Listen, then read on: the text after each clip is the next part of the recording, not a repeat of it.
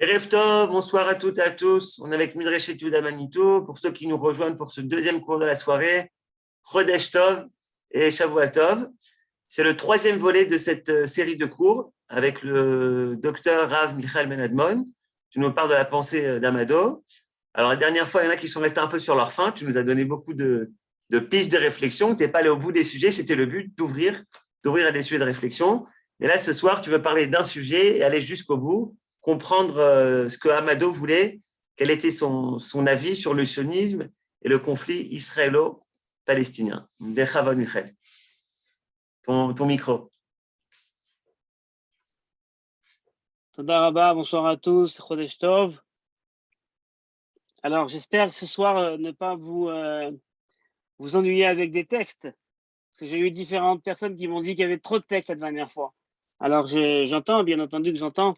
Donc, je vais essayer ce soir de vous donner, de me faire la voix et l'écho des thèses d'Amado sur sa vision du sionisme, de la terre d'Israël, et puis également du conflit israélo-palestinien. Alors, j'aimerais dire que c'est vrai que ce qu'on va dire ce soir, et je le dis d'avance parce que j'imagine que les questions seront là, eh bien, va en choquer plus d'un. Et je crois que pour bien comprendre en fait ce que je vais dire, eh bien, j'aimerais avant tout donner une petite introduction de ce que je vais dire et de la façon dont Amado va comprendre la question d'Israël. Dans la pensée d'Amado, la Torah n'est pas une archéologie. La Torah ne fait pas partie d'un système qu'il faut comprendre avec qu'il faut percevoir avec des outils historiques, philologiques uniquement si vous voulez, mais c'est véritablement un texte fondamental qui présente les structures de l'existence, qui présente les structures fondamentales de l'existence de l'homme, du juif, du rapport du juif à l'humanité, de ce que le juif attend de l'humanité, et elle va chercher dans le texte de la Torah eh bien, ces structures-là. Pour elle, je l'avais dit au début de mon premier cours, pour elle, eh bien, le texte de la Torah est un mythe fondamental. Non pas dans le sens où c'est une histoire qui ne s'est pas passée, mais dans le sens où c'est un texte qui raconte l'histoire de l'homme. Et la Torah a pour, je dirais, finalité d'amener l'homme à une certaine perfection et d'amener l'humanité à une certaine perfection. Le texte de la Torah est donc un texte qu'il faut appréhender avec le plus grand des sérieux. Deuxième point, elle a donc mis en place, et je me rends compte de plus en plus lorsque j'étudie ces textes de sa singularité, je pense qu'elle a mis en place une grille de lecture des textes de la Torah qui est tout simplement passionnante. Où en fait, pour elle, et vous allez entendre évidemment Manitou derrière dans sa conception des Toladot, en fait, pour elle, la Torah ne se répète pas. Il y a, lorsque la Torah présente un événement, qui soit par exemple un événement lié au fratricide, eh bien, il y a au cours des différents épisodes qui sont présentés dans la Torah, au fur et à mesure de leur développement, une volonté de réparer ce qui n'a pas été perçu auparavant. C'est-à-dire qu'il y a toujours une évolution d'une identité qui va comprendre les écueils et les limites d'une certaine expérience et qui va souhaiter avancer, dépasser et en fait arriver donc jusqu'à la pleine réalisation de ce que demande en fait la Torah. Et cette pleine réalisation ne se trouve pas dans la Torah, mais elle se trouve dans l'histoire. C'est-à-dire que notre histoire à nous, l'histoire que l'on vit à chaque époque, à chaque période, l'histoire que l'on vit aujourd'hui, eh bien, est la pleine continuité de l'histoire biblique. Non pas parce qu'il y a ici un parti pris d'une femme juive envers la Torah d'Israël, mais parce qu'il y a ici une femme juive, c'est vrai, qui voit dans le texte de la Torah l'évolution des identités. Elle cite souvent Manitou sur ce point-là, évidemment, et il est évident que sur ces points-là, eh bien, il y avait une connivence entre eux, et une connivence qui, je crois, faisait partie de cette fameuse école de pensée de Paris. Je me rappelle, il y a pas mal d'années, avoir été invité par Shmuel Trigano à un colloque, et Raphaël Drez et Rono Livracha y étaient également. Et alors, je me rappelle qu'en écoutant Raphaël Drez, j'avais toujours ce sentiment d'avoir face à moi un homme d'une brillance incroyable, un homme génial, mais à chaque fois, je lui disais, mais je ne comprends pas comment vous lisez le texte de la Torah et voulez en sortir des éléments pour aujourd'hui. C'est un texte qui nous raconte une histoire de l'époque. Et puis cette histoire a été appréhendée par les sages du Talmud et ça a été essentiellement orienté vers une lecture halachique. Et puis on ne peut pas en apprendre des éléments sur la géopolitique contemporaine parce que les histoires sont différentes, parce que les conditions sont différentes. Et donc, comment, en fait, quelque part, appréhender le texte de la Torah comme un texte qui peut avoir à quoi dire sur l'identité du juif aujourd'hui? Bon, vous avez bien compris qu'à cette époque-là, je ne comprenais rien à ce qu'avait voulu dire Manitou et ses corréligionnaires. Et c'est qu'en fait, en lisant donc Amado, en effet, que m'est venue cette idée-là, enfin, de voir qu'en fait, il y a une grille de lecture qui est totalement novatrice. Cette grille de lecture, eh bien, pour bien la comprendre, il faut également savoir quelles sont ses limites. Lorsque Amado va parler du Palestinien, et je reviendrai dans quelques minutes, eh bien, elle va faire un lien immédiat avec le Philistin. Mais quelqu'un qui fait de la géopolitique va dire c'est quoi ce raccourci? C'est pas possible. Le Philistin de l'époque biblique n'a rien à voir avec le Palestinien de l'époque contemporaine. Certains nous diront tout d'abord le Palestinien n'existe pas. Donc pourquoi vouloir lui créer une origine alors que les historiens contemporains peinent à lui trouver une origine? Pourquoi Amado va chercher cette origine du Palestinien dans l'histoire biblique et pas uniquement, je dirais, du Chumash, mais dans toute la Bible, dans tout le Tanakh, dans l'histoire du Philistin? Eh bien, pourquoi? Et j'aimerais vous le dire auparavant, avant justement de présenter ces thèses. Eh bien, parce que pour elle, il ne s'agit pas uniquement d'une filiation généalogique. Si vous voulez, ce n'est pas les ancêtres dont on parle, mais c'est le positionnement du rapport à. Le positionnement du rapport du Philistin à Israël, au travers de l'histoire biblique d'Israël, eh bien, est intimement lié au positionnement contemporain du Palestinien face à l'Israël contemporain. Et c'est ça qui l'intéresse. Et c'est ça qui l'intéresse. Bien. Alors, commençons. Tout d'abord par présenter sa vision du sionisme. Sa vision du sionisme est très intéressante parce qu'en fait, elle n'est pas du tout liée aux visions qu'on connaît aujourd'hui. On connaît dans le monde contemporain le sionisme laïque, qu'on pourrait illustrer par les thèses de Herzl, État refuge, Echad Ha'am, sauver la culture juive et pas nécessairement le peuple juif. D'accord, c'est le judaïsme qui est en détresse, pas le peuple. Borokhov avec le sionisme communiste ou socialiste. On a les sionismes religieux, qui est donc le sionisme religieux considère l'Israël comme étant le début de la Géoula. Alors, où est-ce qu'elle se situe, notre Amado, dans toutes ces thèses-là? D'accord. Eh bien, ce qui est passionnant, c'est qu'en fait, pour elle, le sionisme est un événement universel. Le sionisme porte un enjeu universel. Ce n'est pas l'histoire des Juifs dont il s'agit là. C'est encore une fois l'histoire de l'humanité. Et donc, toute la conception de ce rapport à Israël va être pour elle conditionnée par l'apport à l'universel. Comment va-t-on réglementer nos relations entre les Juifs et les nations?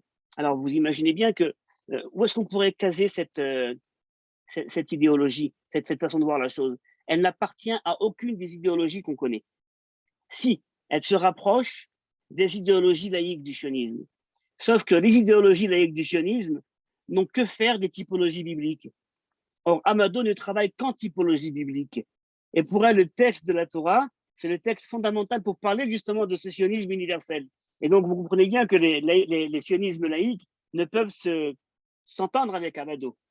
D'autre part, on a les sionismes religieux, qui sont ceux qui ont été développés par les différentes écoles du Rav Reines au Rav Kook, du Rav Zerach Varavti Gaouna et des élèves du Rav Ziouda Chagar. Dans toutes ces écoles sionistes qu'on connaît religieuses, eh bien également, elles ne s'y retrouvent pas. Et pourquoi? Eh bien parce que pour elles, elles posent la question justement du sionisme, non pas uniquement comme étant quelque chose qui a un enjeu avec le peuple juif uniquement, mais quelque chose qui a un enjeu avec l'humanité. Et j'aimerais vous montrer donc comment est-ce qu'elle met en place cette première idée. Alors, évidemment, il y a une question qui est essentielle quand on parle de toute école sioniste, c'est la question de la sainteté de la terre. On est là parce qu'il y a une terre qui est sainte, parce qu'il y a une terre qui est considérée comme étant une terre différente de toutes les terres sur le globe. Et on sait que dans la pensée juive et également dans la halakha, on a eu au moins deux conceptions de cette terre sainte. On a eu la première conception qui était de dire que cet endroit-là, c'est un endroit bien spécifique, c'est un endroit sur lequel s'est passée une histoire incroyable, c'est un endroit qui appelle le peuple juif et uniquement ici il pourra avoir accès à la prophétie. Le juif peut dépasser la condition simple de l'homme pour justement accéder à quelque chose qu'on ne peut pas expliquer. Donc, la terre, si vous voulez, sacrée, Eretz HaKodesh, présenté dans Yehuda Halevi, dans le Kuzari, chez le Maharal ou chez le Rav Kook, Eretz HaKodesh, si vous voulez, c'est en fait cette terre-là qui nous met en situation passive, où on regarde et on se dit en toute humilité, c'est ici que se crée la relation avec Dieu. C'est ici qu'on doit essayer, espérer avoir quelque chose d'autre qui ne peut se passer en dehors d'Israël, qui est donc de l'ordre de la Névoua, du Ruach HaKodesh, de la Névoua. Ça, c'est une première école qu'on connaît bien dans le monde de la pensée juive concernant la question, c'est quoi une terre sainte. Mais on a également l'autre école, vous connaissez également pas moins, qui est celle du Rambam ou du Meshech Chochma, Rabbi Simcha Mitvinsk, ou celle du Rav Soloveitchik, qui est qu'en fait une terre sainte, ce n'est pas une terre où il y a de la sainteté, c'est une terre de laquelle on peut faire émerger quelque chose de saint, par justement l'application des commandements. Eretz Israël Mikudeshet Mikola Haratzot, nous dit la Mishnah dans le traité Kélim, ou Maïk Dushata, c'est quoi la Gdusha d'Eretz Israël? Eh bien, c'est le fait justement d'accomplir le commandement. Et donc, on connaît ces deux thèses. C'est quoi une terre sainte? Alors, comment Amado va comprendre cette idée d'une terre sainte? Est-ce qu'elle va voir dans une terre sainte on va dire une volonté de percevoir le secret du monde, de se retourner, essayer de comprendre qu'est-ce qui s'est passé ici? Ou alors, elle va essayer de comprendre au contraire, dans cette terre-là, un appel. C'est un appel à un futur, c'est un appel à quelque chose qu'on doit encore construire. Eh bien, Amado nous dit la chose suivante, vous imaginez bien, la terre sainte, c'est avant tout lié à un appel, mais pas un appel halachique, comme on le connaît justement dans la halacha. C'est la terre où on doit faire les trumot ou maasrot et les mitzvot atluyot ba'aretz. Non, c'est un appel qui est de l'ordre éthique. Et je vous lis un texte qu'elle écrit, la terre ne peut être arrachée à la nature que par la soumission à l'homme et par le dialogue avec l'homme. On voit déjà qu'ici, pour elle, le rapport à la terre d'Israël, la sainteté de la terre, eh bien, est lié intimement à la question du dialogue. Et ces termes-là de dialogue, de fraternité, reviennent tout au long de son œuvre. C'est quelque chose qui est transversal. La sanctification, je lis, et même la justification de l'espace ne sont possibles qu'au terme d'une histoire qui tend à l'avènement de l'homme. On n'entend pas ça dans le monde de la pensée juive, généralement. Ce n'est pas l'homme qui est au centre de l'histoire, c'est justement le peuple juif, généralement. Et pour elle, et donc il y a une volonté d'atteindre l'avènement de l'homme. La dialectique de l'enracinement et du déracinement préserve l'homme des dérives galoutiques de l'exil. Notre amour pour cette terre, c'est un amour pour l'homme, pour devenir à travers l'homme une exigence. Vous voyez comment, en fait, pour elle, évidemment, on est dans une considération où le rapport à la terre d'Israël, donc le sionisme qui nous ramène à cette terre d'Israël, eh bien, doit nous rapprocher d'un idéal qui est porteur d'une vision universelle. Alors, évidemment, c'est quelque chose dont je pourrais parler un petit moment, mais je ne vais pas trop m'attarder là-dessus. Mais je vous dirai uniquement, encore une fois, que personne n'était prêt à écouter ça. Ni les sionistes religieux de Merkaz Arav et des différentes écoles de Merkaz Arav, d'accord, ni les sionistes laïcs, personne n'était prêt à écouter ça, parce que ça ne rentrait dans aucune des cases qu'on connaissait. Donc, c'est un sionisme universel. Je peux vous dire que cette conception-là réapparaît bien évidemment chez Manitou, dans une finalité de ce sionisme, chez le Rav Kook, le père, d'accord, dans certains textes où on arrive du nationalisme au cosmopolitisme, à une fraternité universelle, ça apparaît évidemment chez André Meher. C'est quelque chose qui est présent. Comment Amado perçoit-elle le messianisme? Puisque dans le monde de la pensée sioniste, laïque et même religieuse, le sionisme est perçu comme un messianisme, c'est-à-dire le début d'une ère nouvelle. On a commencé à compter, si vous voulez, le début de la Géoula. Et Amado, dans un de ses livres, mais ça apparaît également dans pas mal d'endroits, a une crainte énorme de ce qu'on appelle messianisme et qu'elle va souvent identifier à une idéologie. Et pour elle, une idéologie, c'est en fait cette façon de développer une vision du monde qui est ou blanc ou noir. C'est-à-dire que quelque part, on doit dire il y avait et maintenant il y a. Ce qu'il y avait est fini et maintenant on commence quelque chose de totalement nouveau. c'est un peu pour elle, vous voyez, ce qu'elle appelle la perversion du temps, c'est-à-dire la lutte finale, la dernière guerre, c'est arrivé, on recommence tout. Dès lors qu'on met les compteurs à zéro, d'accord, eh bien, il y a pour elle quelque chose qui relève de l'idéologie, c'est pour elle la tentation chrétienne. Dès lors qu'on va commencer à compter, d'accord, les années à partir d'un an zéro, ça commence, c'est le début d'une nouvelle ère. Et quelque part, toute cette logique-là ne vient que pour pervertir le temps, pour effacer ce qui était auparavant.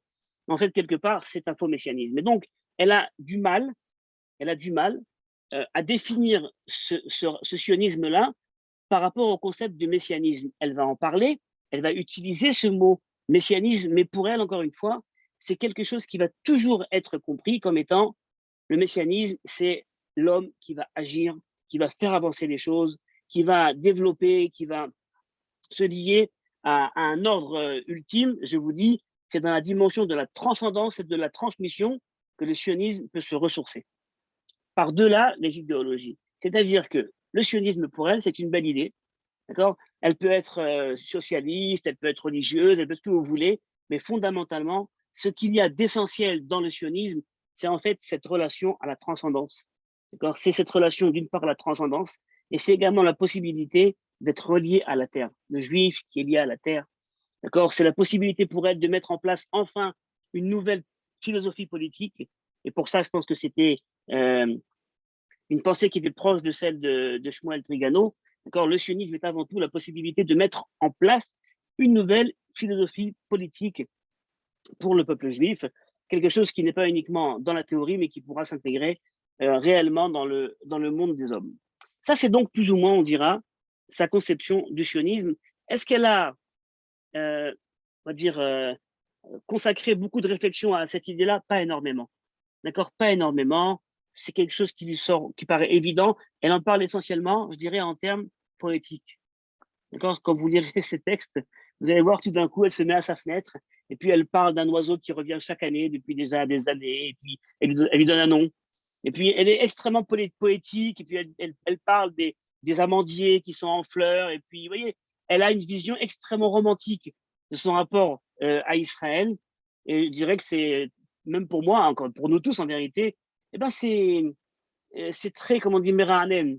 Ça fait du bien de lire de la poésie sur la terre d'Israël. Hein. Quand on est trop souvent engagé dans le réel politique, ça fait du bien de prendre un peu de recul et de rêver, d'accord, sur cette terre-là. Donc ça, c'était son rapport, on va dire, à la terre d'Israël. Mais ce qui, on va dire, pour nous, ce soir, va être, je pense, plus important, c'est sa réflexion sur le conflit israélo-palestinien. Et je crois qu'ici, il y a vraiment, on va dire, un enjeu qui pourra, à mon sens encore aujourd'hui, intéresser pas mal de personnes en Israël. Alors, ah non, j'ai oublié d'abord de vous parler quelque chose du provincialisme. Oui, je vais d'abord parler du provincialisme avant de parler du conflit. Dans ces textes, elle a une critique assez incroyable de ce qu'elle va appeler le provincialisme israélien. Le provincialisme. Et puis elle voit ce pays-là, vous voyez, avec ce qui s'y fait. Elle fait partie de l'université. Et alors, elle dit, nous sommes dans un pays de provincialisme. C'est quoi le provincialisme? Alors, elle nous dit, en Israël, on a un provincialisme qui est au niveau politique, on a un provincialisme culturel.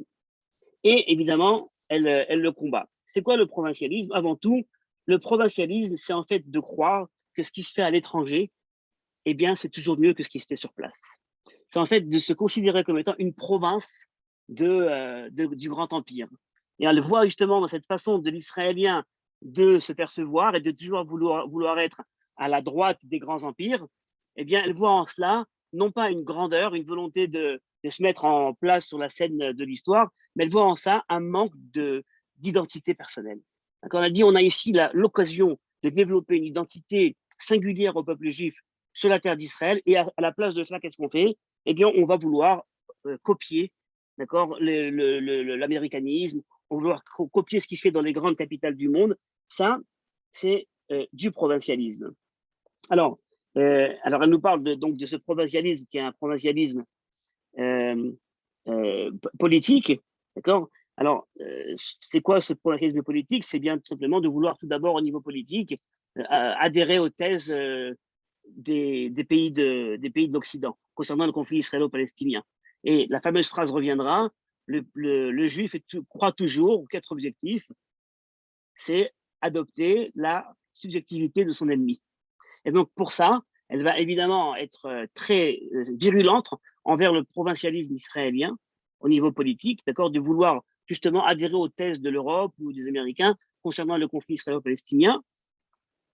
Et vous le verrez dans quelques instants, c'était une dame de droite, je crois même d'extrême droite, au niveau politique, au niveau de son rapport à Israël et à la question des territoires.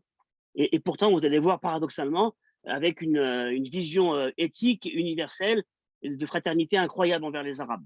Et c'est pour ça aussi qu'il était un petit peu difficile à comprendre. Mais en tout cas, provincialisme israélien, c'est-à-dire arrêtons de penser le problème israélo-palestinien sur un mode occidental. Il faut le penser sur un mode présent, un mode, je dirais, local. Je dirais pas oriental, mais sur un mode local. Et puis alors également, provincialisme culturel, c'est cette tendance qu'il y a en fait en Israël, eh bien, à préférer ce qui se fait dans les grandes capitales, dans les universités du monde, plutôt que de développer ici nos propres valeurs. C'est le fameux provincialisme culturel. Et on le voit. Moi, je le vois à l'université quand les personnes arrivent avec des doctorats de Princeton ou de la Sorbonne, des doctorats qui valent rien du tout, mais qui ont quand même été écrits, on va dire, dans des grandes universités. Eh bien, encore une fois, on préfère des écrits ou des articles qui ont été écrits en anglais plutôt que des livres qui ont été écrits en hébreu. Vous voyez, toujours cette façon-là d'être condescendant envers les autres et de ne pas développer quelque chose qui est présent. Pour elle, le provincialisme, c'est grave. Pourquoi c'est grave? Parce que c'est le début de l'assimilation. C'est en fait tout simplement adhérer à des thèses qui ne sont pas développées par des personnes locales. Donc c'est en fait, on va dire, le début de l'assimilation. Et je vous dis comment elle l'écrit. Provincialisme et assimilation engendrent une intersubjectivité de complaisance qui ne profite à personne. On est uniquement dans la complaisance. On ne développe rien de nous-mêmes. Juifs d'Israël et juifs de la Gola, nous devons tendre à une intersubjectivité de redressement.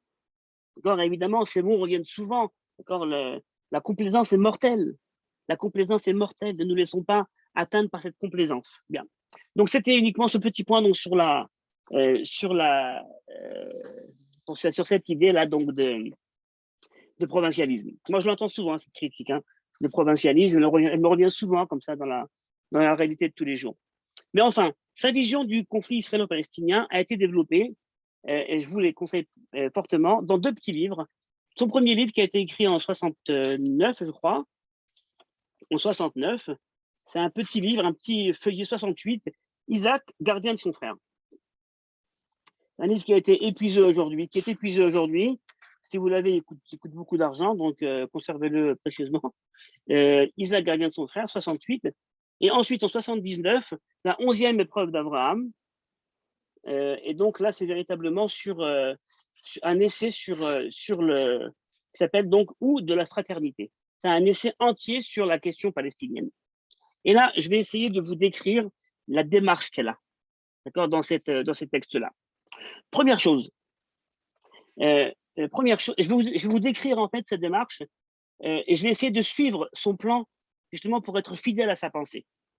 Au premier moment, eh bien, elle nous parle de la notion d'épreuve, puisque le livre s'appelle La 11e épreuve d'Abraham. Eh bien, elle va commencer par nous énumérer justement les différentes épreuves, en parlant justement de ce concept-là d'épreuve. Une épreuve, c'est quoi? Pourquoi une personne serait-elle soumise à l'épreuve?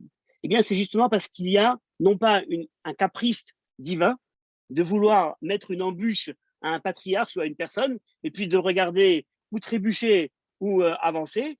Ce n'est pas du tout un caprice divin, mais l'épreuve, c'est justement l'occasion. Ça, Breslev, Nathan de Breslev a bien développé. L'épreuve, c'est justement cette capacité, cette opportunité qui va être donnée à l'homme, justement de se dépasser. En comprenant justement ce qui chez l'homme est difficile et qui est justement, on va dire, à sa mesure, eh bien, l'épreuve va permettre à cette personne de se dépasser et de s'affirmer dans quelque chose de positif. C'est le fameux « toute épreuve d'Abraham va amener à un certain inéni ». J'ai réussi, j'ai avancé, je suis là. D'accord? Donc, l'histoire de la Torah comme l'histoire de l'homme commence en fait par, on va dire, des échecs. Mais il n'y a aucune malédiction dans l'histoire de l'homme. Il n'y a que des échecs qui appellent à un dépassement, il y a une réparation. D'accord? Il y a une réparation. Et donc, on a par exemple toujours cette idée que la Torah nous propose sans arrêt des parcours, des itinéraires. L'identité est toujours en quête de renouvellement, constamment. Et nous, on doit justement lire le texte de la Torah pour, comprendre quelles sont les différentes étapes de l'identité de l'homme et pour nous situer par rapport à ça, mais également savoir, au fond, où aujourd'hui on doit aller. Alors, un exemple tout simple. Dans la 5e épreuve d'Abraham, qui est donc l'épreuve qui a été celle de Sarah, qui a été prise par le pharaon, d'accord. On sait que cette histoire-là de Abraham qui arrive en Égypte, et puis alors le pharaon voit Sarah comme étant une belle femme, et puis il la prend presque, je dirais, à des relations avec elle. Cette histoire apparaît avec le pharaon d'une part, où Abraham va parler de Sarah comme étant sa sœur, Imrina Achotiyat, d'accord, dit que tu es ma sœur. Mais cette histoire réapparaît également plus tard avec Abraham également, où il va encore une fois annoncer la thèse de la sœur, mais cette fois-ci, ça va être avec Avimelech, n'est-ce pas? Melech grave. Et à la suite de cet événement, il va y avoir la naissance de Yitzhak. Et cet événement réapparaît encore une fois dans la Torah. Mais cette fois-ci, non pas entre Avram et Sarah, si vous voulez, mais entre Yitzhak et Rivka, et qui, elle, Rivka, cette fois-ci, va se retrouver encore une fois comme étant présentée comme la sœur face à Avimelech, cette fois-ci, qui est Melech Plishtim. Et donc, Amado, sur cette base-là, eh bien, nous dit, regardez, on a en fait la même histoire qui est rapportée 3 fois. Alors, on n'est pas dans une perspective de critique biblique, où on a 3 auteurs différents qui ont écouté 3 histoires et qui les ont révisées à différentes époques. Non, on a ici 3 histoires qui, en fait, sont à chaque fois dépassées. D'accord? C'est à chaque fois dépassé. Et si, elle cite Manitou, si on parle de l'épouse comme de la sœur, eh bien, c'est parce qu'il y a justement cet enjeu et cette finalité que l'épouse soit comme la sœur, mais c'est une finalité qui n'est jamais atteinte. Et donc, il y a justement dans ces 3 histoires, et elle en fait l'analyse bien, je dirais bien serrée, il y a un développement et à chaque fois une évolution. Alors, c'est cette idée-là donc de développement, d'accord, qui va sans arrêt se mettre en place. Cette histoire-là d'Abraham, de Sarah, de la femme présentée comme la sœur, et du rapport à Avimelech, le Philistin, d'accord, le Philistin, le Plishti, eh bien, va être pour elle la base de sa réflexion sur le conflit israélo-palestinien. Et tous les éléments sont là. On a, si vous voulez, le juif, d'accord, on a le Philistin, on a la femme, et la femme va jouer un rôle incroyable dans la résolution du conflit pour Amado, et on a également la fraternité possible et l'enfantement. À la suite de chacune de ces histoires-là, on a une stérilité qui va prendre fin, on a un enfantement. Pour Amado, cette histoire-là, c'est l'histoire fondamentale. Je vous dis, et je ne pourrais pas le faire ce soir, c'est trop long et trop compliqué, elle a une lecture passionnante de la place du Philistin, du Plishti, dans tout le Tanakh. Ça commence avec l'apparition, donc comme j'ai dit, avec Abraham et Sarah. Elle a une analyse sur tous Sefer Shoftim, Sefer Shmuel, Sefer Yehoshua, Megillat Ruth. C'est transversal dans tout le Tanakh. Je peux vous dire, c'est une analyse que je n'ai vue nulle part. Et je ne pense pas qu'elle l'a elle-même étudiée quelque part. C'est véritablement une analyse à elle. Elle analyse l'apparition et le modèle du Plishti face à Israël. Je vais essayer de vous donner, on va dire, le cadre de cette analyse. D'accord? Alors, tout d'abord, pour Amado, le concept de base, il ne faut pas l'oublier, c'est la fraternité. Venivrechu becha kol mishpechot ha'adama. La Torah nous parle avant tout des fratricides et des difficultés à être frères, Caïn et Hevel, Yitzhak et Ishmaël, Yaakov et Esav, Yosef et Echav. On a toujours cette difficulté, et pour elle, la fraternité qui est la finalité, la finalité absolue, justement ne peut émerger que lorsqu'il y a tentation de fratricide. Et donc, dès qu'il y a une tentation de fratricide, c'est-à-dire une rivalité qui va amener qui va amener à un meurtre, d'accord, eh bien, il y a ici la possibilité de dépasser cette tentation et d'arriver à la fraternité. Vous entendez déjà en germe sa pensée sur le conflit israélo-palestinien. Dès lors qu'il y aura tentation de fratricide, il y aura possibilité et obligation de fraternité. D'accord? Ça va être déjà en germe que ça va apparaître là-bas. Alors, il y a cette rencontre entre deux peuples, et pour elle, le Philistin, le Plishti, c'est la typologie du Palestinien. D'accord? Le Plishti, c'est la typologie du Palestinien. C'est ce peuple-là qui a une double fonction, qui a d'une part la fonction de présence sur la terre d'Israël, mais sans se leurrer. Il est Plishti ou Palash. D'accord? Il est ici, c'est un envahisseur. Mais il est d'une part envahisseur, d'accord, Palash, et d'autre part Palite. Elle fait cette relation entre les deux termes. Il est envahisseur pour les uns et Palite pour les autres. Et donc, il y a cette présence-là de ce peuple-là qui est en fait étranger à la terre d'Israël.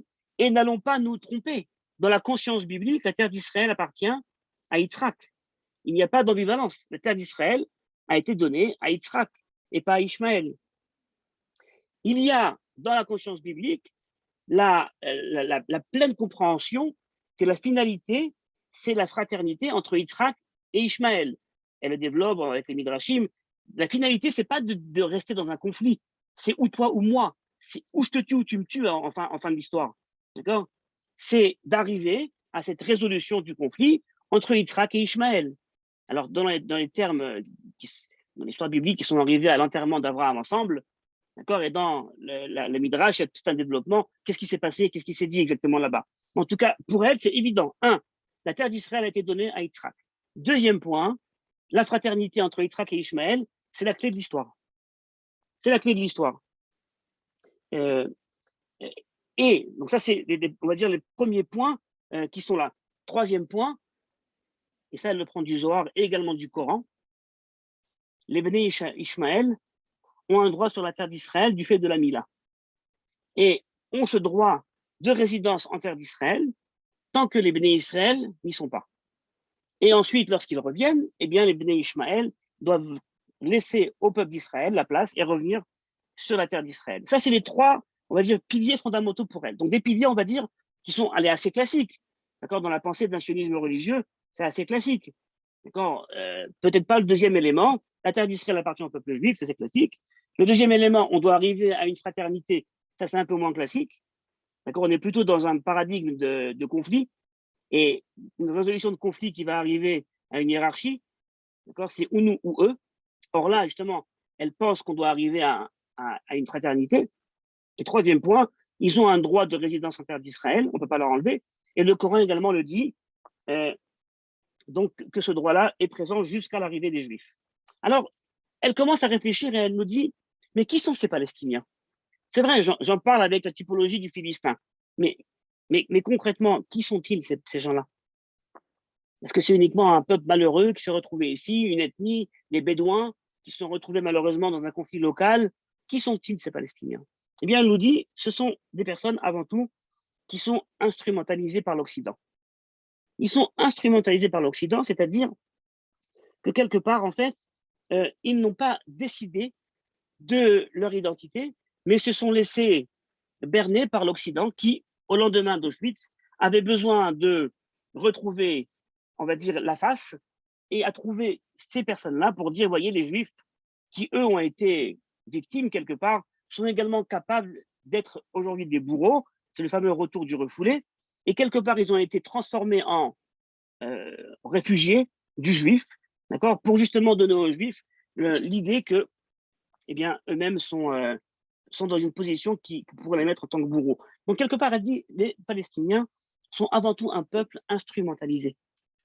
Et tant qu'ils ne prendront pas la responsabilité de leur identité, tant qu'ils ne seront pas capables de dire clairement quelle est leur intention, d'où viennent-ils, que veulent-ils, eh bien, ils seront toujours, on va dire, à la merci de l'Occident.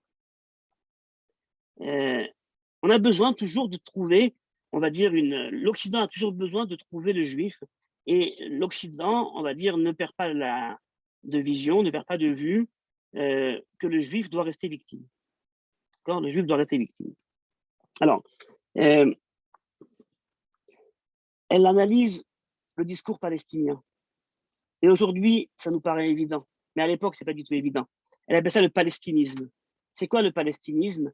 Eh bien, c'est en fait, vous analysez ça vous-même, c'est en fait user du même discours sioniste dans toutes ses consonances pour parler du droit au nationalisme palestinien.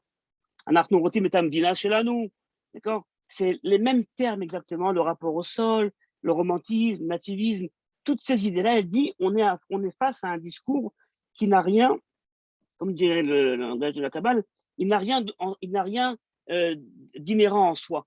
C'est un discours qui est emprunté à Israël. Les Palestiniens n'ont pas développé le discours. Évidemment, on l'a vu plus tard, en fait, si vous regardez aujourd'hui la charte palestinienne, je ne sais pas si d'entre vous avez déjà lu la charte palestinienne, c'est simplement, on a l'impression que c'est une farce. Parce que c'est un copier-coller de la Megillat Ha'atzmaut. Alors, si on a Noumberet, Israël, Noada Mayoudi ou Kama Mayoudi, c'est exactement, c'est un copier-coller. En Palestine est né le peuple palestinien, et ici, il a fondé ses droits, son histoire. Enfin, c'est incroyable. Et donc, quelque part, elle dit, ce peuple-là, ces gens-là sont instrumentalisés. D'accord? Et avant tout, ils doivent sortir de cette position d'instrumentalisé pour pouvoir arriver à quelque chose. Les Palestiniens, ou les Philistins, si vous voulez, dans l'histoire d'Israël, c'est ce peuple-là qui est présent sur la terre d'Israël. Et c'est pour ça que pour elle, il faut comprendre les Palestiniens d'aujourd'hui comme étant liés aux Philistins. Les Philistins, c'est quoi leur fonction dans le Tanakh? Ils ont une fonction qui est très simple.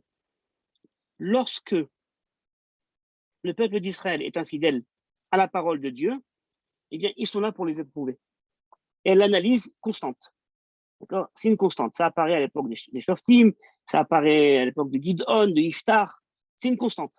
Dès lors qu'il y a Afarat Abrit, dès lors qu'il y a donc une infidélité, eh bien, les Philistins apparaissent comme étant l'épreuve. Dès lors qu'il y a une fidélité, ils apparaissent comme étant ceux envers lesquels la fraternité pourra engendrer quelque chose de grand et qui pourra surtout arriver par la médiation de la femme. La seule possibilité pour arriver, selon le Tanakh, à une fraternité entre les Bnei Israël et les Philistins passe nécessairement par la médiation de la femme. Je ne sais pas si vous vous rappelez de ce petit texte d'Amado, c'était dans la collection Oui. C'était des petites publications de l'agence juive à l'époque. C'était extrêmement endoctrinal comme ça. Je suis femme et juive. C'était un texte très très beau justement, où elle parle justement de la condition de la femme. Et à cette époque-là, c'est un peu flou encore justement. Mais pour elle, la femme a un statut incroyable. C'est uniquement par la femme que pourra s'instaurer et que s'instaure effectivement dans l'histoire biblique la fraternité entre les Philistins et les Bnei Israël. Alors, pourquoi? Alors, c'est très long, parce que justement, c'est dans l'analyse de tous ces épisodes bibliques que ça apparaît. En tout cas, comment ça pourrait se voir? Ça pourrait se voir avec Shirat Dvorah, ça pourrait se voir avec cet événement-là. Donc, lorsque les femmes se mêlent d'un conflit, d'accord, alors à ce moment-là, il pourrait y avoir une victoire dans ce conflit. Quand les femmes ne se mêlent pas du conflit, il n'y a pas de victoire. Et donc, la femme est toujours une médiation et un lien pour la fraternité. Bon, alors, encore une fois, je ne vais pas rentrer dans les détails, c'est trop long, mais c'est l'histoire de Iftar, c'est l'histoire de Shimshon et Dalila, l'histoire de Pilegesh Vadiva, ça apparaît d'une façon incroyable, cette histoire-là, qui va en fait, donc, tout au long du Tanakh, rappelez-vous, elle lit d'une lecture où à chaque événement biblique, il y a une évolution par rapport à l'événement précédent. Et l'apogée, si vous voulez, de cette histoire-là, c'est en fait du Shir HaShirim. L'apogée de la faute d'Adam et Chava, où ça a commencé à ses balbutiements et on avait une accusation, on n'était pas dans le face-à-face entre Adam et Chava, on n'était pas dans le face-à-face, on était dans une hiérarchie, dans une accusation. Là, tout ça se développe tout au long des épisodes du Tanakh pour arriver à l'apogée dans Shir HaShirim, où on a le verset qui dit « Aïti be'enav kemotset shalom ». Et là, justement, la femme est présentée comme étant Motset Shalom. C'est uniquement Shlomo, d'accord, Shlomo, c'est mon Shalom, qui pourra construire ça. Et pour elle, elle a même un jeu intéressant où elle dit on passe du Lech Lecha au Lechilach, d'accord, qui apparaît dans le Shirachirim. Donc, on a en fait cette idée-là que la femme, donc, c'est une médiatrice. Alors, évidemment, pour elle, c'est un thème fondamental. Elle dit on peut juger une civilisation à son rapport à la femme. C'est essentiel pour voir si quelqu'un est capable de dialoguer et d'instaurer une relation équilibrée avec l'autre. Il faut d'abord voir s'il est capable d'instaurer une relation envers la femme. Et alors là, je dirais quelque chose d'incroyable parce que je crois que pour ce point-là, elle est vraiment très forte dans ce petit livre, justement. C'est un petit livre, donc Isaac Ariel, son frère, qui a été à la fois insulté et adulé. Et insulté, je vais vous dire pourquoi, vous allez comprendre tout de suite. Parce qu'en fait, elle dit que donc l'enjeu du couple, c'est l'enjeu de l'humanité, c'est l'enjeu de la fraternité. La Torah nous présente le défi pour un homme de pouvoir dialoguer avec sa femme. Si ce défi-là n'existe pas, il ne peut pas y avoir de fraternité envers d'autres personnes. Parce que la femme, c'est mon premier autre, si vous voulez. Hein, le couple, c'est la première rencontre. Si là, ça ne se passe pas, ça ne se passera nulle part. Et la Torah nous dit, Ezer Kenegdo, c'est quoi Kenegdo? Neged. Neged, c'est quoi? Nagid, les Hagid. Donc, c'est le dialogue. On n'est pas dans la soumission, on est dans la capacité à échanger. On a dans Chava, le nom de Chava. C'est quoi Chava? Em Kol Chai, c'est vrai, mais elle dit, mais Chava, c'est également Chavadat. C'est la capacité également à exprimer quelque chose. Et donc, quelque part, le couple idéal, c'est ce couple-là qui passe d'un rapport qui est de l'autre comme objet de désir à un rapport de subjectivité, un rapport d'égalité, de dialogue. Ça doit se faire. Si ça ne se fait pas, s'il n'y a pas ce rapport de réciprocité qui s'instaure, ça pourra se faire avec personne. Et elle dit, or, le monde musulman est dans une incapacité pour l'instant à communiquer avec la femme. La femme n'a pas de nom. Elle voit ça également dans une typologie biblique où la femme d'Ishmaël n'a pas de nom, car Ishmaël, Isha, on ne connaît pas son nom, elle n'a pas de nom. D'accord? Et donc, il nous dit il y a un problème très grave dans le monde musulman qui est lié au statut de la femme. Et ça nous pose un problème très grand parce que, quelque part, c'est un rapport qui va ensuite se développer par rapport à la sexualité, qui va se développer dans le monde musulman, un rapport à l'homosexualité très, très compliqué, un rapport à la circoncision qui va créer un traumatisme énorme, puisque justement, c'est une circoncision qui est faite à l'âge adulte, et donc à l'âge adolescent en tout cas. Et donc, quelque part, ça crée des problèmes. Mais partout où il est question de femmes, eh bien, il n'est pas question d'égalité. Or, nous dit Amado, puisque il n'y a pas d'égalité, la seule possibilité pour retrouver, on va dire, un dialogue avec les musulmans, eh bien, c'est les femmes. Je vous lis, les femmes musulmanes sont finalement l'espoir de l'islam. Si longtemps dupées, sans être dupes, elles n'accepteront pas très longtemps la négation de la réalité. C'est-à-dire, en fait, quelque part, ces femmes-là, eh bien, sont pour Amado, et c'est un phénomène qui se passe également dans le monde musulman, et qui doit se passer également dans le monde juif. Pour elle, le féminisme juif aujourd'hui, ou si vous voulez, l'avancée du statut des femmes, est fondamentale. Ça apparaît justement comme étant une donnée qui va amener à une capacité dans un couple de dialoguer.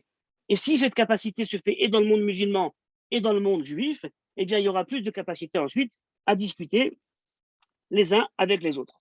Et donc, il y avait... bon, donc ça, c'est ce qu'elle développe dans ce texte-là. Donc, par rapport à cette volonté, et donc le Palestinien aujourd'hui, eh bien, il y a je dirais, cette obligation pour lui de réparer l'entité philistine qui a été dégradée. L'entité des Philistins dans le Tanakh est restée une entité dégradée, et les Palestiniens aujourd'hui, si déjà ils ont un enjeu, eh bien, c'est d'arriver justement à d'arranger, de réparer cette histoire-là d'identité non réalisée. Alors, elle a un texte, on va dire, à la fin de ce livre-là, de la 11e épreuve d'Abraham, eh bien, elle a un texte où elle parle justement de cette fraternité. Imaginez-vous, qui pourrait l'écouter? Le discours de droite, on ne donne aucune concession territoriale. La terre d'Israël appartient au Béné Israël, aux Juifs et à personne d'autre. Alors, d'une part, ou d'autre part, un discours de gauche. Adam Kodem la Adama. On connaît un discours de gauche. Adam Kodem la Adama. L'homme avant la terre. Et alors elle dit, mais au fond, qui c'est qui pourrait m'écouter? Elle est d'une part, d'une position de droite au niveau politique, aucune concession territoriale, mais d'autre part, elle s'oppose à une différence des peuples, puisqu'elle dit la fraternité, c'est la clé de l'histoire. Ne nous séparez pas. Amos Oz qui disait, aidez-nous à divorcer. Et elle disait, mais surtout pas, vous êtes des fascistes. Nous, la fraternité entre Yitzhak et Ishmaël, c'est pas uniquement une question géopolitique, c'est une question, on va dire, une question qui peut justement sauver le monde. Aujourd'hui, on est bien conscient que l'islam pose un problème à l'échelle mondiale.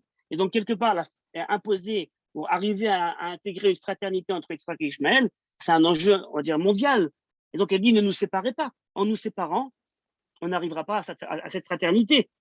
Et elle nous dit, alors, est-ce qu'on parle de concession territoriale? Elle dit, si on est dans la fraternité, eux s'en foutent et les autres s'en foutent également. Enfin, je ne pense pas qu'elle resterait, je pense pas qu'elle est prête quand même à quitter cette histoire-là. Et puis ensuite, elle a tout un texte assez romantique sur l'entier du berger, le juif comme berger. Ça, j'ai moins été sensible à ça. En tout cas, j'aimerais vous dire une certaine appréciation de ce discours-là. Si vous en avez compris la trame essentielle. Alors, je me rappelle avoir discuté ça avec Shmuel Trigano, et il m'a dit, et pourtant elle le cite souvent, il m'a dit, non mais là, Amado, dans toute sa grandeur, elle s'est totalement plantée. Elle s'est totalement trompée. Pourquoi? Ben parce qu'elle ne connaissait pas l'islam. Parce qu'elle a une vision de l'islam qui est extrêmement romantisée, où elle cite certaines sourates, mais quelque part, elle choisit ces sourates, qui sont des sourates, on va dire, desquelles elle-même, elle lit le Coran comme elle lit la Torah, ça veut dire en trouvant des structures fondamentales. Mais elle dit, mais elle ne connaissait pas l'islam. C'est-à-dire qu'elle n'avait pas du tout en tête cette vision, on va dire, impérialiste de l'islam qui ne permettait pas aujourd'hui de penser la fraternité et qui nous laissait nécessairement dans une position de réel politique, c'est ou eux ou nous, on est ou dominant ou dominé. Et donc cette idée de fraternité, nous dit Trigano, c'est totalement utopique. Alors je suis pas... je pense qu'il avait raison, Trigano, sur ce point-là. Mais d'un autre côté, je pense qu'Amado, justement, avait mis en avant cette idée-là qu'on n'est pas nécessairement dans un conflit éternel. Alors, le Midrash nous dira « Atid Ishmael Achzor B'Tshuva », d'accord, « Atid Ishmael Achzor B'Tshuva », et c'est très vaste comme perception. En tout cas, cette idée-là, j'aimerais dire que cette idée-là, que la clé de l'histoire, c'est la fraternité entre Yitzhak et Ishmael, c'est-à-dire la réconciliation entre Israéliens et Palestiniens, que cette réconciliation passera par la femme, passera par une médiation féminine. Eh bien, je crois qu'il y a dans ces thèses-là quelque chose de très intéressant, qui même aujourd'hui pourrait on va dire, nous interpeller. On n'a pas encore de femmes à la Knesset des partis arabes, n'est-ce pas? On a des femmes, on en a quelques-unes peut-être. En tout cas, si demain, il y avait des essais de discussion féminine concernant les dossiers israélo-palestiniens, peut-être qu'on aurait d'autres voix. Je n'en sais rien. Je dois vous dire que je lis ces thèses d'Amado et je suis à la fois enchanté d'entendre quelque chose qu'on n'entend nulle part autre. Et d'autre part, je me dis, est-il possible de faire quelque chose de concret avec ces thèses? Parce qu'on n'a pas le luxe dans notre région du monde, on n'a malheureusement pas trop le luxe de rêver. On ne peut pas s'éloigner de la réalité et prendre des risques qui peut-être nous amèneraient à des points de non-retour. Et donc, quelque part, je crois qu'aujourd'hui, cette idée de la fraternité entre Yitzhak et Ishmaël est essentielle, mais elle se pense différemment. Elle se pense différemment, elle se pense nécessairement dans une logique de dominant-dominé. Parce que l'islam ne connaît pas d'égalité, telle qu'on le connaît aujourd'hui. Et je ne sais pas si la médiation féminine sera capable, même au sein du monde musulman, d'établir cette relation d'égalité. En tout cas, si elle s'établit au sein du monde musulman, alors on aura affaire à un changement incroyable. Mais ça veut dire que c'est quelque chose qui doit prendre des années, peut-être des dizaines d'années, pour qu'au sein du monde musulman, il y ait une égalité qui s'établisse au sein des couples, de telle façon à ce que le rapport ensuite à l'autre soit également un rapport de dialogue et non pas un rapport de domination. Ça pourrait prendre encore une fois, je pense, des dizaines d'années. Même dans les courants soufis, ça n'existe pas encore, cette histoire-là. Voilà, donc c'était pour vous présenter sur un pied les thèses d'Amado sur Israël et le conflit israélo-palestinien. Retenez-en ce que vous voulez, c'est chacun en retiendra soit le côté romantique, soit le côté rêveur, soit le côté, on va dire, un petit peu, je dirais, oui, ben, le côté, on va dire, d'espoir, quoi, d'espérance. Et puis voilà. J'attends vos réactions et vos remarques.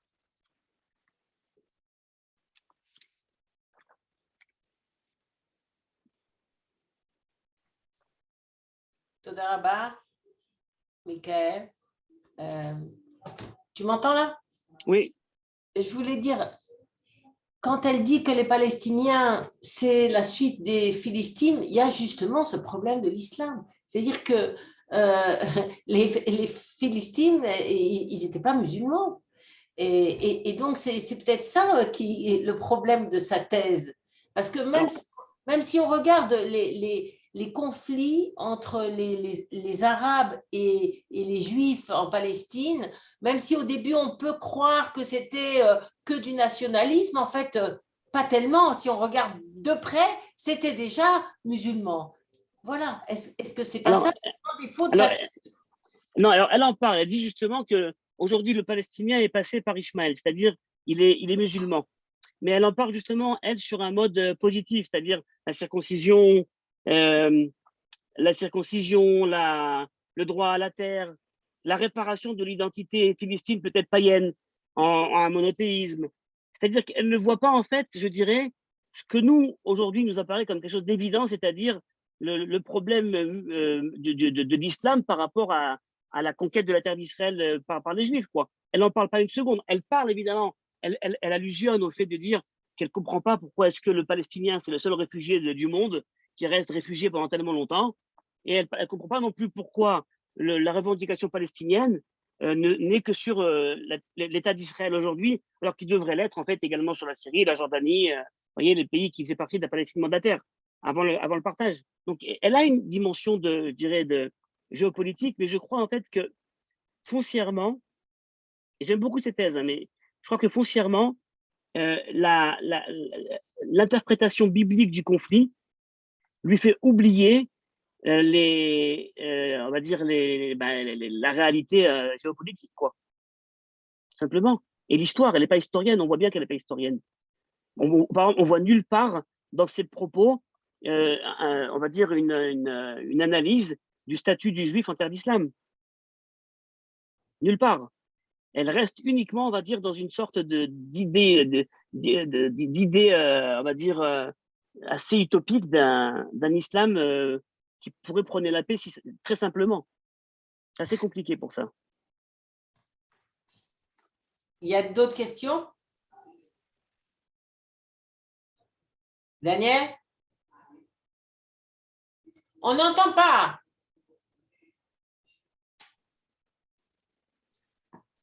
Ouvre ton micro.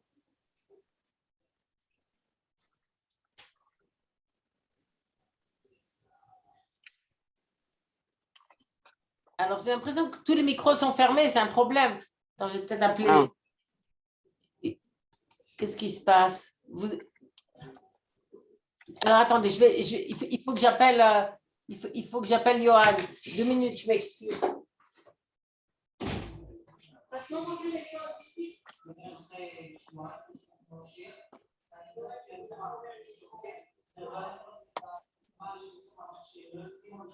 J'ai vu quelques questions, en fait, je vais essayer d'y répondre en attendant. J'ai vu quelques questions. La position de la femme en islam, et chez nous avec le guet et la gounote, est-ce bien mieux? Alors, elle a dans ce petit livre-là sur... elle a dans son petit livre « Je suis femme et juive », alors elle dit toutes les traditions religieuses sont assez virilocentriques. Virilocentriques, c'est-à-dire mettre l'homme au centre du système et quelque part, en vérité, donc, oublie le statut de la femme. Et c'est pas toujours évident pour une femme d'être femme et être juive.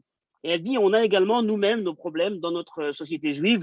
On doit faire évoluer les choses. Encore une fois, je pense que quand elle l'écrit en 68, elle était bien loin de voir ce qu'on a aujourd'hui. Aujourd'hui, le statut de la femme, la question du féminisme en terrain juif orthodoxe a considérablement évolué. On n'est plus du tout au même endroit. Il y a des midrashot pour étudier la Torah, il y a des représentantes, on n'est pas du tout au même endroit, et pourtant, bon, elle posait justement le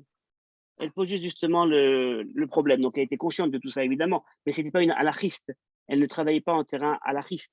Donc, elle ne pouvait pas parler, du guet, par exemple.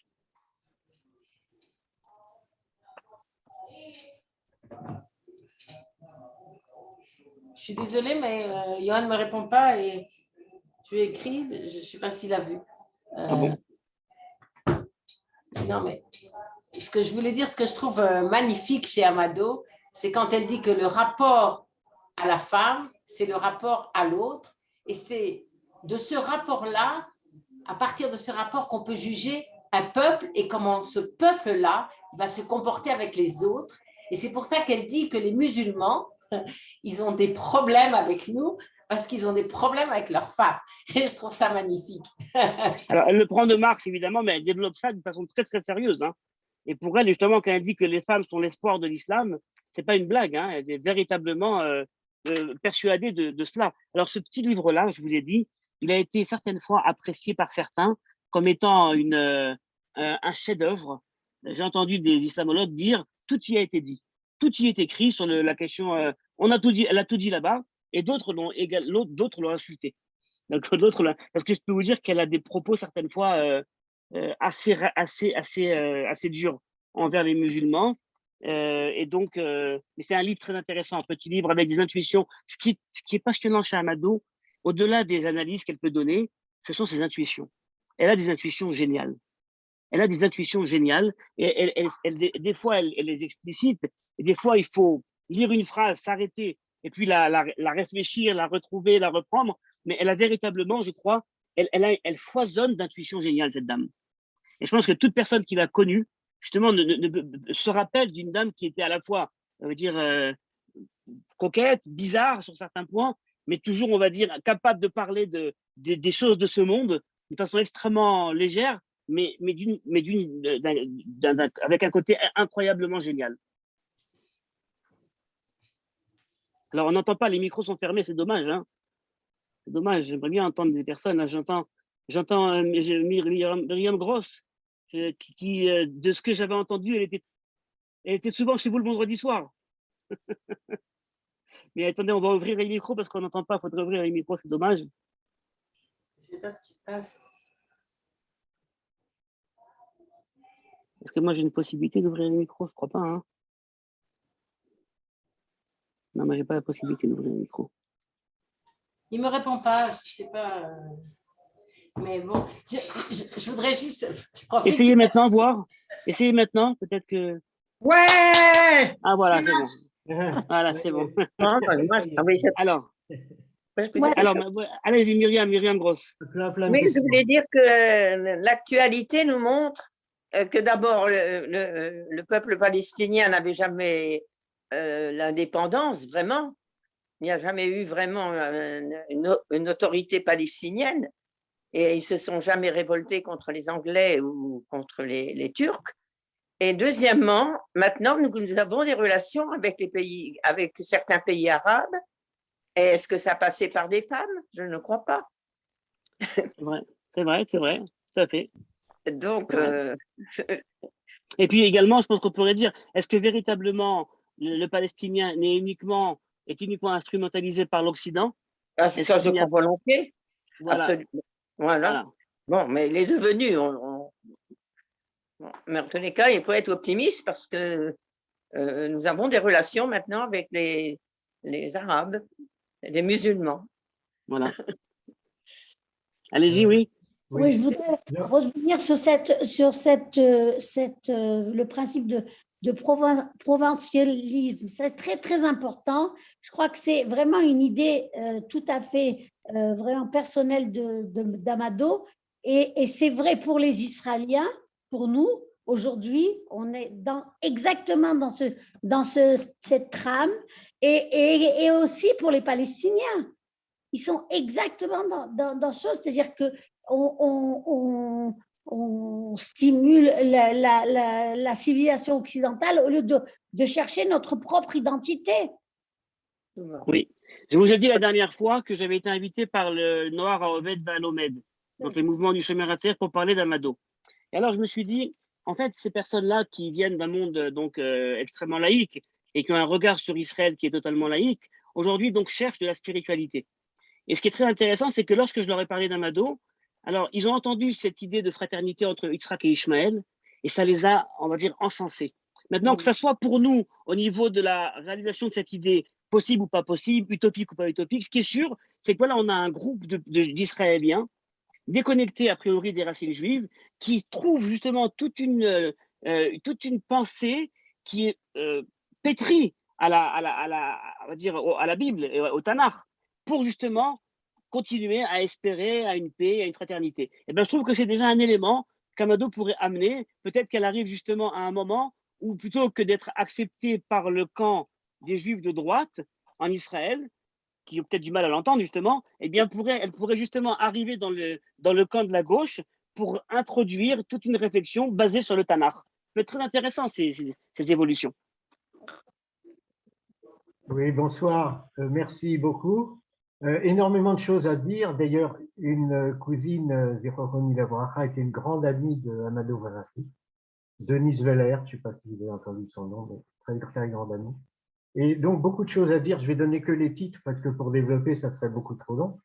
Alors, Ishmaël et Plishtim. Alors, si on regarde dans Noir, chapitre 10, verset 14, on voit que Rashi dit sur Patroussim et Kashluchim, d'où sortir les Palestiniens, et il dit ce sont des relations qui ont donné des bâtards, et au bout d'un moment, ces bâtards ont été éjectés du pays qui était, enfin de l'Égypte, tout proche, et ils ont trouvé cette terre, et ils se sont développés là, et ce sont des pauvres malheureux, en fait.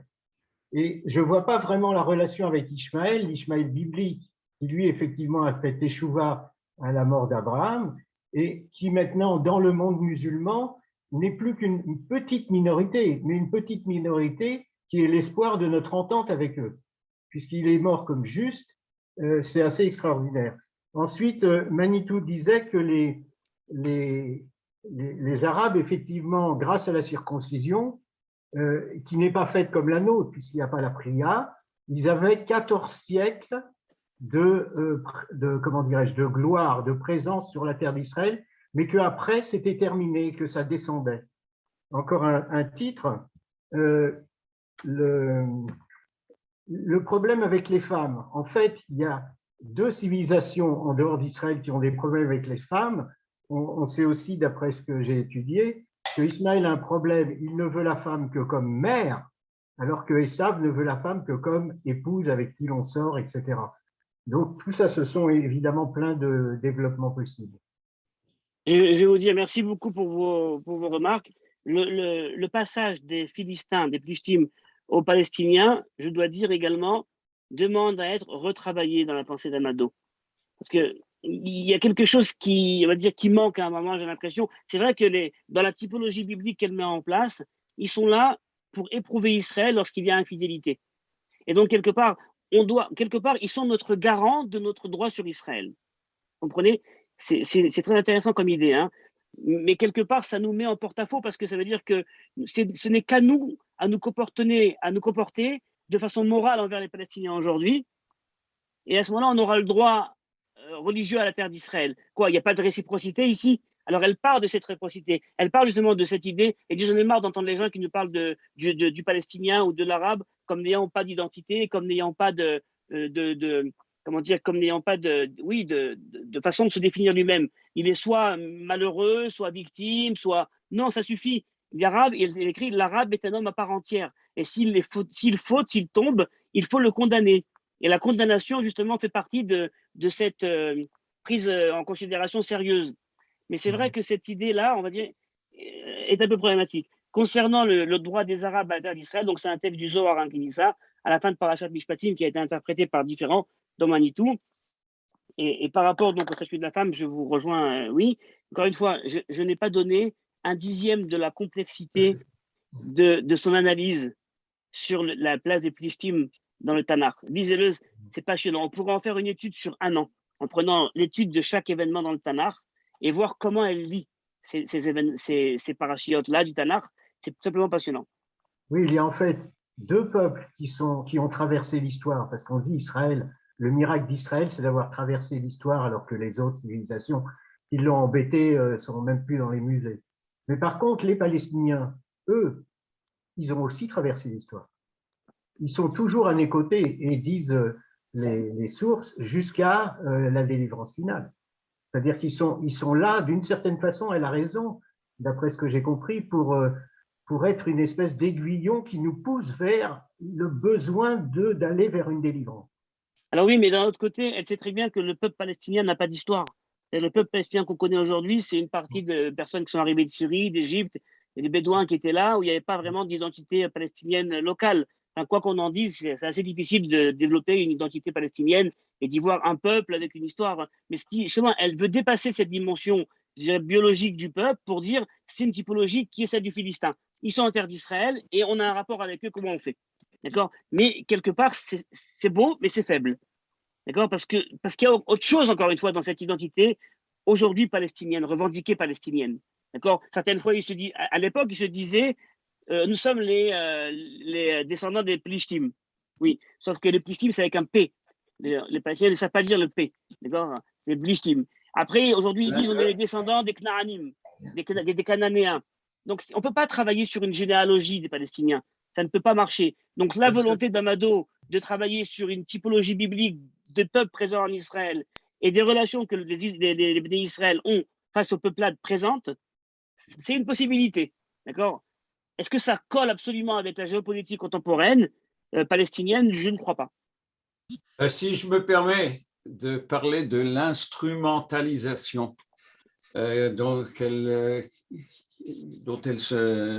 parle, je crois que c'est effectivement très vrai historiquement, étant donné que la plupart des pays arabes n'existaient pas, ont été formés par l'Occident, par l'Angleterre, par la France, le Liban, la Syrie, l'Irak, la Jordanie.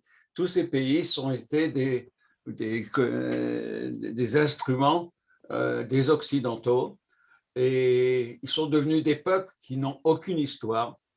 Et le seul peuple qui n'a pas réussi, qui n'a pas été, dont les Anglais n'ont pas réussi à entraîner à avoir une terre, c'est les Palestiniens. Mais c'est effectivement vrai que c'est les Occidentaux qui ont créé toutes ces formes, tout ce qui est de plus non concrète, non réel, parce qu'ils n'ont pas d'histoire.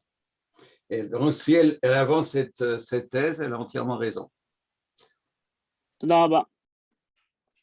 Oui, bonsoir. Maurice. Oui, je vais revenir à quelque chose que je vous ai parlé votre première conférence de Raphaël Drey. Alors, ça à l'heure vous en introduction, vous en avez parlé de lui, vous l'avez connu, quelqu'un de fascinant, d'exceptionnel, et je trouve qu'on n'en parle pas assez. Un politologue, un agrégé de sciences politiques, un penseur exceptionnel. C'est peut-être le seul homme de ma vie que j'ai rencontré qui m'a fasciné par ses connaissances et très exigeant. Et lui avait parlé toujours d'Amado d'une façon exceptionnelle. Et je lui ai toujours demandé, je l'ai connu les 5 dernières années de sa vie, il était à ma synagogue, il faisait régulièrement des cours de la Guémara, fascinant. J'insiste parce que pour ceux qui ne le connaissent pas, d'aller chercher. Il y a un blog, je crois, qui existe toujours. Et quand il parlait d'Amado, il en parlait, mais il voulait nous faire un petit topo sur Amado. Il ne me l'a jamais fait. Malheureusement, la vie l'a emporté rapidement et il a disparu en quelques mois. Et il n'a jamais fait. Et donc, je voulais savoir si je vous ai déjà posé la question, vous avez le moyen de m'envoyer quelques documents ou quelques informations. J'ai déjà demandé, vous devez les envoyer à Johan, je n'ai pas reçu, parce que vraiment, là, je veux essayer d'aller comprendre ce que Raphaël ne m'a jamais pu m'expliquer. Voilà. Alors, je vais vous dire, merci. À mon avis, Amado et Raphaël Drey sont 2 penseurs français qui doivent absolument être traduits en hébreu. Parce qu'ils ont amené quelque chose de nouveau dans la pensée juive.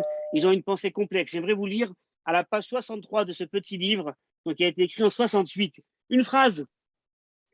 Mais comme me le rappelait un jeune étudiant juif récemment, Raphaël Drey, d'accord, en 68, elle en parle comme étant un jeune étudiant juif qu'elle cite, vous voyez, comme ça, de sa jeunesse. Ensuite, ils étaient évidemment très, très proches. et c'était, comme je l'ai dit, son fils spirituel. C'était son fils spirituel. Et évidemment, Raphaël Drey a des ouvrages passionnants qui sont, on va dire, aussi compliqués à traduire en hébreu Très que ceux compliqué. d'Amado. Très compliqué. Voilà. Mais ce sont des penseurs qui doivent rentrer dans le panthéon de la pensée juive. Et je pense même qu'ils peuvent être étudiés dans les yeshivot. Je ne vous cache pas que du fait qu'ils ont une lecture également interprétative des textes de la Torah, souvent du Tanakh, ils peuvent rentrer véritablement en hébreu même dans les yeshivot. C'est pas uniquement, vous voyez, pour des francophones qui ont fait la Aliyah et qui aiment se galvauder d'une pensée française. Pas du tout. On est vraiment dans quelque chose qui peut donner un nouveau à penser aux Israéliens aujourd'hui. Mais Raphaël Drey parlait du Nicaï, de Mallarmé. Il n'y a pas de sujet, donc on ne peut pas nous faire une conférence dans les moindres détails. Et j'ai un regret parce qu'à part avec vous ce soir, je n'ai pas eu beaucoup de gens qui le connaissent et qui parlent de lui. C'est vraiment un regret. Je ne comprends pas. C'est un bijou de la culture juive. Il est enterré en Israël. Hein. Il est enterré en Israël. Peut-être qu'on organisera quelque chose. Sachez, vous devez le savoir, c'est son fils qui tient son blog et il écoute les cours. Il m'a déjà envoyé plusieurs WhatsApp pour dire que les cours tu connais, Johan, oui. qui sont organisés sont de très haut niveau et il est très content d'écouter les différents cours. Ça me fait plaisir, Johan, te dit ça. Ça me fait plaisir. Voilà, est-ce qu'il y a une dernière question? On pourra envisager des cours sur Raphaël Drey. Vraiment. On pourra envisager des cours sur sa pensée. Avec plaisir. Si vous pouvez m'envoyer ce que vous avez, au début, vous avez proposé d'envoyer des documents que je n'ai jamais reçus. C'est de ma faute, Maurice. Envoie-moi un WhatsApp et je t'envoie. Il nous reste 1 minute parce qu'il y a un cours après. Est-ce qu'il y a Michael, est-ce que tu veux finir? Un dernier mot ou une dernière question? Moi j'ai tout dit. Parce que je vous l'ai dit. Hein. Ok. Oui. Allez, Monsieur Villers, si vous avez déjà parlé. Juste très très bref. Au sujet du soutien, moi j'ai entendu que sans l'argent provenant d'Europe, le conflit israélo-palestinien serait terminé. Je ne suis pas géopolitologue, je ne peux pas vous dire. Chacun son métier. Voilà. C'est vos derniers